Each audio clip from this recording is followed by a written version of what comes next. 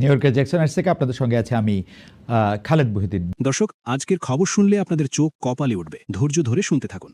আপনি দেখবেন বিশেষ করে যেসব মিডিয়া জুলাইয়ে দৌড়ানির উপরে ছিল, সময় টেলিভিশন, 71 টেলিভিশন, ডিবিসি, তারা বিএনপির ঠিকাদারি নিয়েছে।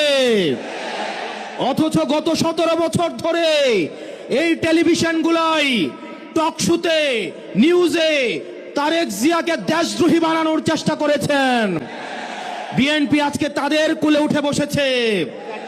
বিএনপি বিশ্বাস করেন কিছুদিনের মধ্যেই এই মিডিয়াগুলো আপনাদের পেটে এবং পিঠে ছুরি মারার জন্য রেডি হয়ে গিয়েছে। সময় টেলিভিশন, 71 এবং ডিবিসি, এই মিডিয়াতে যারা কাজ করেন তারা আমাদের কাছে এসে বলেন, আমরা যদি একটা নিউজ ছাপাইতে যাই সেখানের হেড অফ নিউজ এবং সেখানের যিনি চিফ থাকেন সেই নিউজ উনি প্রত্যাখ্যান করে দেয়। সাংবাদিকরা এসে আমাদেরকে দুঃখ দুর্দশার কথা বলে। আমরা দেখলাম 71-এর মালিক গত 17 বছর ধরে গুপ্ত এবং শিবির জামাতের পরিচয়ে জামাত শিবিরের নেতা কর্মীদের হত্যা করার বৈধতা উৎপাদন করেছে। অত্যন্ত পরিতাপের বিষয়, 71 টিভির মালিক এখন তারেক জিয়ার অন্তরঙ্গ বন্ধুতে পরিণত হয়েছে। এগুলো খুব দুঃখজনক ঘটনা। ইনশাআল্লাহ আগামীর যে বিপ্লব হবে, এই চূড়ান্ত বিপ্লব হবে এই দালাল মিডিয়ার বিরুদ্ধে। দ্বিতীয়ত, প্রশাসনের যে ভাইয়েরা রয়েছেন, মিলিটারিতে যারা চাকরি করেছেন, আপনাদের প্রতি মানুষের যে অনাস্থা তৈরি হয়েছে, সেই অনাস্থা পুনরুদ্ধারের সময় হচ্ছে এই নির্বাচন। এই নির্বাচনের মধ্য দিয়ে পুলিশ প্রশাসন এবং মিলিটারি আপনারা জনগণের বন্ধু হয়ে উঠুন। আপনারা কোনো দলের নয়, আপনারা বাংলাদেশের 20 কোটি জনগণের। আমরা আপনাদের কথা দিচ্ছি, আপনারা বিএনপি হওয়ার দরকার নাই, আপনারা জামাত হওয়ার দরকার নাই, গুলশানে লাইন দেওয়ার দরকার নাই, ধানমন্ডিতে যাওয়ার দরকার নাই, মগবাজারে যাওয়ার দরকার নাই। আপনাদের বৈধতা কেবলমাত্র জনতা। আপনারা বেনজির হারুনের ঘটনা ভুলে যায়েন না, আপনারা ওসি প্রদীপের ঘটনা ভুলে যায়েন না, আপনারা ডিবি হারুনের কথা ভুলে যায়েন না। প্রিয় পুলিশ ভাই, প্রিয় মিলিটারি ভাই, প্রিয় সেনাবাহিনী, আপনাদের কাঁধে আজ একটা মহান দায়িত্ব এসে পড়েছে। আপনারা কত স্বচ্ছ, নিরপেক্ষ এবং অংশগ্রহণমূলক নির্বাচন জাতিকে উপহার দিতে পারেন, সেটার মধ্যেই আপনাদের আস্থা ফিরে আসবে। আপনারা কোনো দলের গোলামি করার দরকার নাই। যাতে আপনাদের দিকে তাকিয়ে আছে, যেভাবে 5 আগস্ট আপনারা জনতার কাতারে নেমে এসেছেন, ঠিক সেভাবে 12 ফেব্রুয়ারি জনতার পক্ষ হয়ে আপনারা জাতিকে একটা নির্বাচন উপহার দিবেন।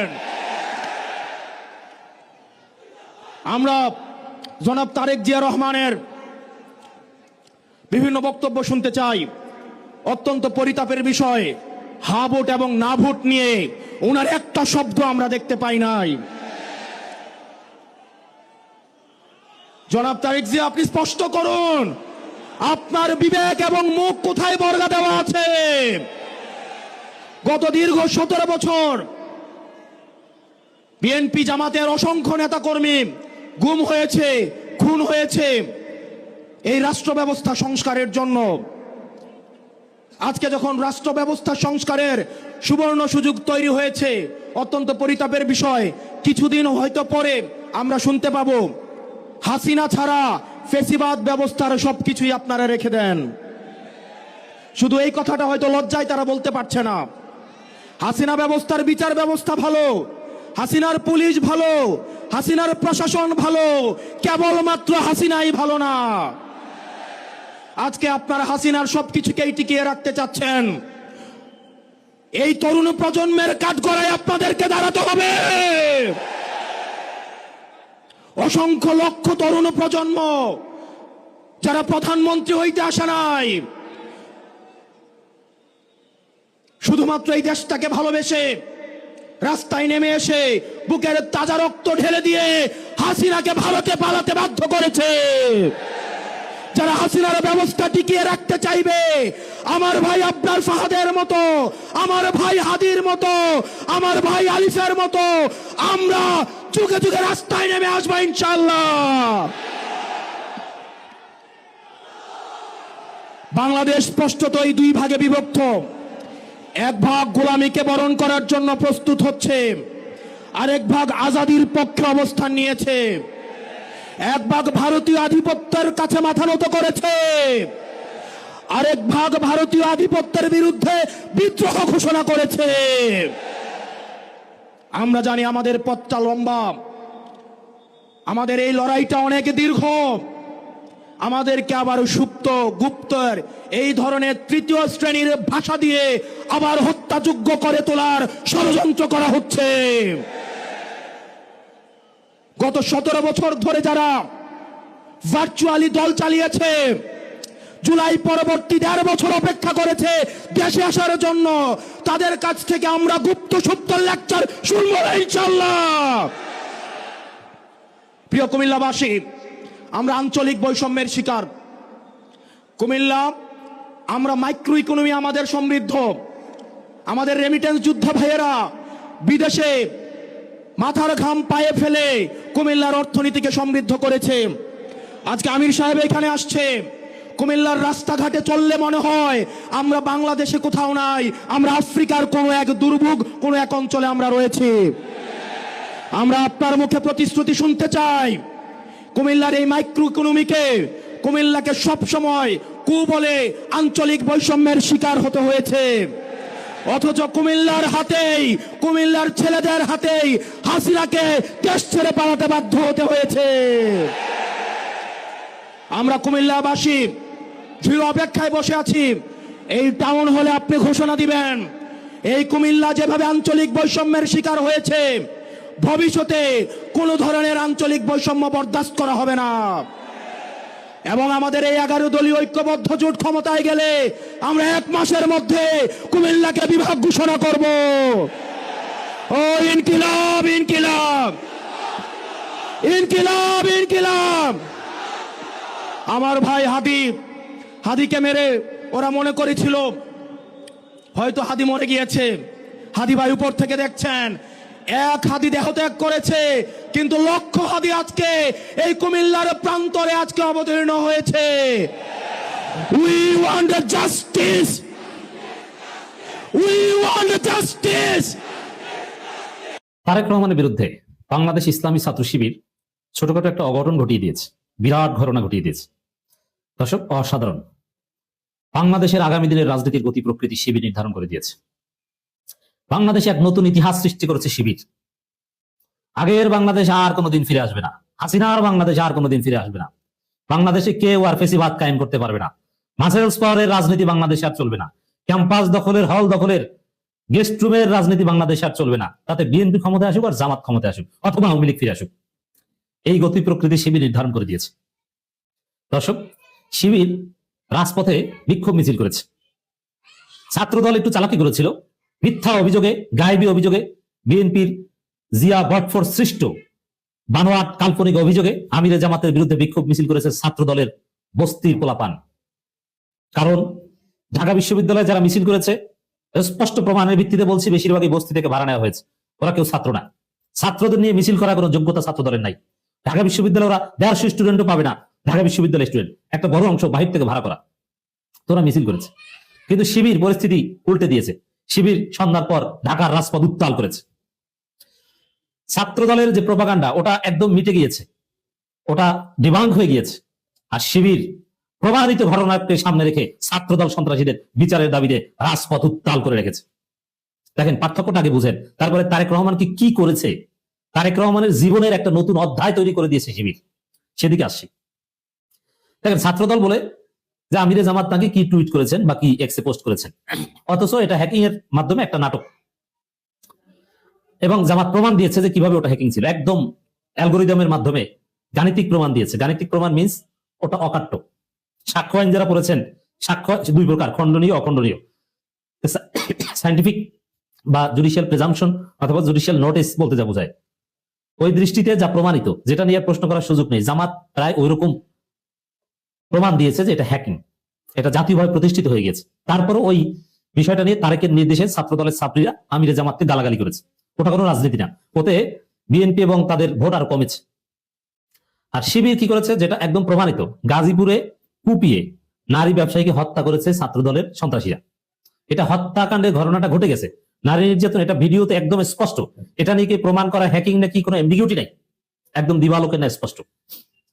অতএব দর্শক, ছাত্র শিবির রাজপথে নেমেছে ছাত্রদলের বিরুদ্ধে, তারেকের বিরুদ্ধে। ছাত্রদলের বিরুদ্ধে যদিও শিবিরের প্রোগ্রামের শিরোনাম ছাত্রদল, কিন্তু শিবির মূলত তারেক জিয়ার নির্দেশে ছাত্রদল এগুলো করছে, এটা প্রমাণ করছে। শিবির মিছিল করে ফ্যাক্ট নিয়ে, ফ্যাক্ট যেটা প্রমাণিত, যেটা নিয়ে কোনো সন্দেহ সংশয় নেই। শিবির কোনো কাঁচা কাজ করে না, রাজপথে নেমেছে। পার্থক্যটা দেখেন এবার, এই ঘটনার প্রেক্ষাপটের পার্থক্য, প্রাসঙ্গিক ঘটনার পার্থক্য তো দেখলেন। একটা হচ্ছে মিথ্যাচার, আর একটা হচ্ছে ফ্যাক্ট, ভিডিও, অথেন্টিক প্রমাণ, হত্যাকাণ্ড, নারী নির্যাতন, ধর্ষণ। এবং এই ঘটনার মধ্যেই একটা খবর, ছাত্র কিশোরীকে সংঘবদ্ধ ধর্ষণের অভিযোগে ছাত্রদল নেতা গ্রেপ্তার হচ্ছে ওরা ধর্ষণের অভিযোগে। নিয়মিত এরকম ধর্ষণ, নারী নির্যাতন, হত্যা এগুলো ওরা করছে, এগুলোর বিরুদ্ধে শিবির মিছিল করেছে। আর মিছিলের কোয়ালিটির পার্থক্য দেখেন, ছাত্রদল মিছিল করেছে, মিছিলে যারা বক্তব্য দিয়েছে ওরা একটা ছাত্র না, আর শিবিরের যারা বক্তব্য দিয়েছে ওরা সবাই running student, MPhil, double master, second master, LLB, কোথাও না কোথাও স্টুডেন্ট, এবং নিয়মিত পরীক্ষা দেয়। আর ছাত্রদলের যারা বক্তব্য দিয়েছে ওদের কোনো এমফিল টেম্পিল বা এই টাইপের কোনো ছাত্রত্ব ওদের নাই। পার্থক্য দেখছেন? এরপরে ছাত্রদলের মিছিলে যারা ছিল মহানগর থেকে ভাড়াটিয়া এবং বস্তি থেকে ভাড়া করে অনেক কিনেছে। কারণ ছাত্রদল এখন কেউ করে না, লোক পাওয়া যায় না, কিছু বুইরা প্যাটমোটা এদেরকে নিয়ে এসেছে। আর শিবিরের এই মিছিলে যারা ছিল এরা সবাই অরিজিনাল স্টুডেন্ট এবং রানিং স্টুডেন্ট এবং শিবিরের জনশক্তি। ছাত্রদলের মিছিলে অল্প কিছু কয়েকশো লোক ছিল, আর শিবিরের মিছিলে হাজার হাজার টকবকে তরুণ। পার্থক্য বুঝছেন? এবং দেখেন একটা পার্থক্য দেখাই, মজা পাবেন। ছাত্রদলের মিছিলে বক্তব্য দিয়েছে হারু পার্টি, যাদের লজ্জা শরম নাই, যারা 30-40টা ভোট পায়, যারা নাকানি জুবানি খায়, যে যারা হাঁটলেও ট্রল হয়, তারা, যাদের এক একজন বৃদ্ধ। আর শিবিরের প্রোগ্রামে বক্তব্য দেখে বাংলাদেশের ভিপি, জাতীয় ভিপি, ডাকসু ভিপি, জুলাইয়ের ভিপি সাদিক কায়েম।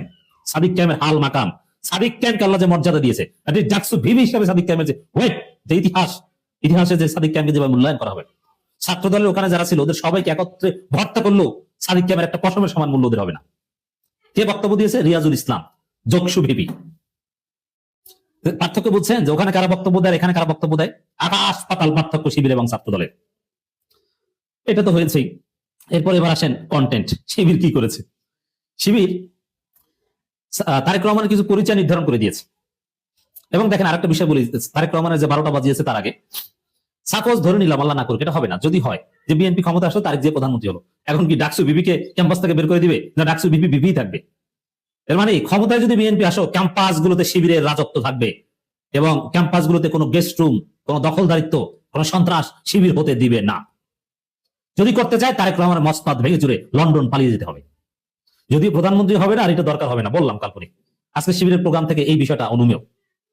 তো দর্শক, এবার দেখেন তারেক রহমানের নতুন পরিচয় কি। নেতা করে খাম্বা চুরি, কর্মী ধরে গলায় চুরি, গাজীপুরে হত্যা কেন, খুনি তারেক জবাব দে। এবার বুঝছেন তারেক রহমানের পরিচয় কি? নেতা করে খাম্বা চুরি, এবং খাম্বা চুরির বিষয়টা টাইম ম্যাগাজিনে স্থান পায়।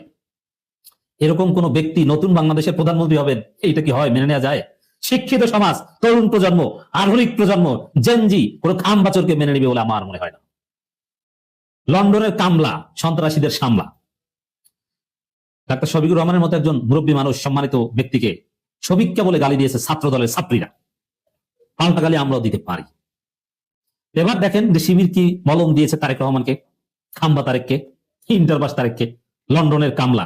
এবং জাতির সামনে স্পষ্ট হয়েছে তারেক রহমান মুসলেখা দিয়ে বিমানবন্দর থেকে চোরের মতো পালিয়েছে, খাম্বা চুরি করে, জনগণের টাকা চুরি করে। তারেক রহমান মুসলেখা দিয়ে পালিয়েছেন এটা তো জানেন, লন্ডনে গুপ্ত ছিলেন তাও জানেন, কিন্তু কি জন্য পালিয়েছে জানেন? চুরি করে, চোর পালিয়েছিল। অতএব বাড়াবাড়ি করতে যাই আজকে তারেক রহমান খাম্বা চোর, পালাতো, গুপ্ত, লন্ডন পালাতো, কত কিছু হয়ে গিয়েছে। এটা তারেক রহমানের জীবনে একটা নতুন অধ্যায়। অথবা আপনি প্রধানমন্ত্রী হবেন, ডাক্তার শফিকুর রহমানের নামে এরকম